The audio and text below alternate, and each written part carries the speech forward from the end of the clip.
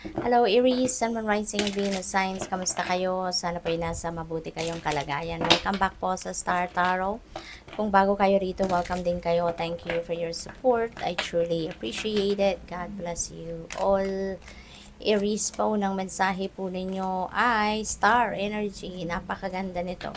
No? Kasi you are heading towards a new direction. There is an opening sa ngayon sa buhay ninyo. Merong bagong path na magbubukas para sa inyo, no? And you are going to be feeling hopeful ngayon and full of positivity, 'di ba? Full of inspiration. Ano ngayon, you're heading towards a new direction. So napakaganda kasi parang meron kayong bagong buhay, no? Bagong buhay, bagong pag-asa na naghihintay sa inyo rito. So napakaganda. This is also a wish fulfillment, no, energy Aries, kaya most likely meron ditong magtatagumpay na na ang tawag dito na goal kayo, no, or meron kayong mga wish dito na magka-come to fruition, na pangarap, no, na magka-come to fruition na. So pwedeng may ganon. What else? We have Hierophant in reverse. Ayan, so may kayo, no, meron kayong mga personal beliefs siguro sa ngayon na maaaring yun ang papanindigan ninyo, no? Pwedeng hindi kayo dito makikinig sa kung ano yung mga sinasabi ng iba, maaaring hindi kayo dito makikinig sa advice ng iba, kasi yung papanindigan ninyo kung ano yung pinaniniwalaan ninyo, kung ano yung sa akala ninyo ang tama, yung kayo, yung malakas ang conviction ninyo sa ngayon, no, sa sarili ninyo. So yun ang papaniwalaan ninyo, no? You are not going to listen to anybody sa ngayon. What else? We have King of Pentacles. Wow, napakaganda. Kasi si King of Pentacles, this is an abundant, a very abundant and prosperous energy. So ibig sabihin, meron kayo ritong kaperahan na dadating, meron ditong financial opportunities na dadating, at hindi lang ito basta-bastang oportunidad, no, na pagkakaperahan ninyo, but this is something na talaga namang this is something na maghahatid sa inyo ng bonggang-bonggang kaperahan, no, yung ganon. Kaya this is really a very beautiful energy. At meron din ditong kayamanan talaga na dadating, and ang maganda rin dito kasi maaaring you're going to be very successful na pagdating sa inyong kaperahang aspeto, trabaho, karera, yung source of income ninyo, no? Maybe nandiyan na kayo sa tugatog ng tagumpay pagdating sa sitwasyon na yan. Pero hindi kayo madamot, no? Kaya patuloy kayong ibibless ng divine universe kasi hindi kayo madamot. You're very generous. Hindi lang pati ng pera o resources ang sinishare ninyo sa ibang tao, kundi maaring tumutulong din kayo in a sense na baka nagbibigay din kayo ng advice, baka tinutulungan din ninyo yung ibang tao na magkaroon din sila, or yung parang siguro kayo yung nagki-create ng opportunity para din sa kanila, no, na maging successful din sila, ganyan, no? So eto ngayon, no, you're going to be very abundant and prosperous sa ngayon. We have the Tower in reverse. Baka meron dito mga pagbabago, no, na mag-unfold sa buhay ninyo. Pero parang baka dinidelay ninyo ito, no? Pwedeng parang iniiwasan ninyo or dinidelay ninyo yung mga pagbabagong ito.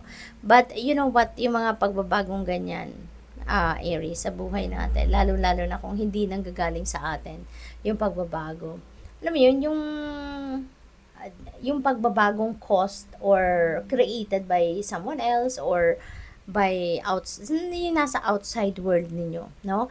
Yung mga ganon, mas magandang i-embrace na lang natin, tanggapin na lang natin, 'di ba? Kasi maaaring maaaring gawa yan ng universe, 'di ba? At may mga pagbabago talaga sa buhay natin na kailangan nating tanggapin, kailangan nating i-embrace na lang kasi ibig sabihin na nandiyan yan, involved tayo or maaapektuhan tayo, that is meant, no, to be there sa path natin. Kaya as much as possible, wag na nating kontrahin, wag na nating i-delay pa, 'di ba? Wag na nating iwasan kasi kung yan ay meant to happen sa buhay natin, talagang babalik at babalik yan, no? sa ibang pagkakataon mangyayari at mangyayari pa rin yan. Kaya, wag na natin pigilan. No? Wag na natin kontrahin. Hayaan na natin. 'Di ba? Let it be. Let it be. Let it unfold na, kumbaga, nang matapos na. 'Di ba? So, what else? We have 7 of Pentacles. Ayan. So, yung ano ninyo, yung pagtsatsaga, yung perseverance ninyo, yung pagsisikap ninyo, that's going to pay off na. No? So, nakakatuwang merong heads up sa inyo ang universe na yung hard work ninyo ay malapit nang magbunga. 'Di ba? Parang heads up ito sa inyo na be ready na, Aries, no?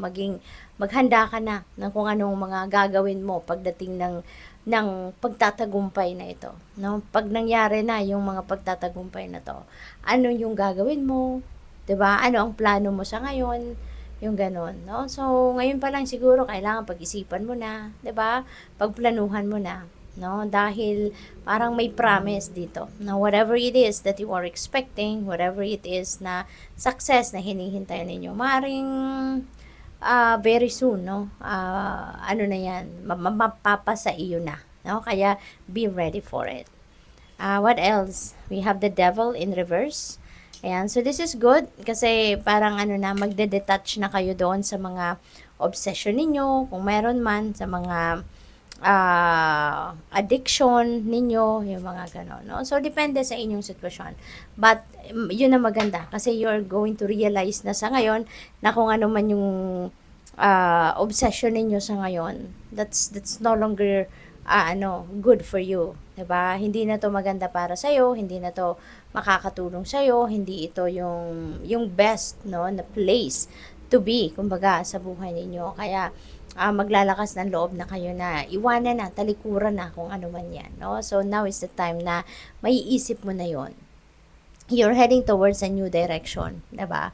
Mas makikita mo na ngayon yung tamang path para sa iyo. Kaya magandang marirealize mo na ito, no? Na it's about time na to free up yourself from this obsession, no? Or unhealthy attachment. So, what else? We have Queen of Pentacles. Wow. So, meron tayong King, meron tayong Queen. So, talaga nagsusuportahan sila, no? Siguro, siksik-liglig, umaapaw ang pwedeng abundance and prosperity na paparating sa inyo. So, napakaganda. Mababalance na din, no? Yung buhay ninyo. Things are going to be in order na din. Kaya, maganda, no? At, magkatapat pa talaga si King and Queen, hindi ba? So, ang napipick up ko dito since pareha sila abundance, pareha sila prosperity. So, siguro talagang pagdating sa pera, magiging maayos ng inyong kalagayan. Maaaring talagang magiging balanse na, no? Yung inyong financial situation. Kaya, things are going to change, no? For the better sa buhay ninyo. Lalong-lalo na ang pagdating sa inyong kaperahang aspeto. Kaya, good luck sa iyo. We have Wheel of Fortune, holy moly, Aries. This is very exciting kasi si Wheel of Fortune, this is good luck and good fortune on your side. No? At unang-una siswertehin kayo, 'di ba? Mababalot kayo ng swerte. Tapos, napakaganda ng sinundan niyang mensahe, 'di ba?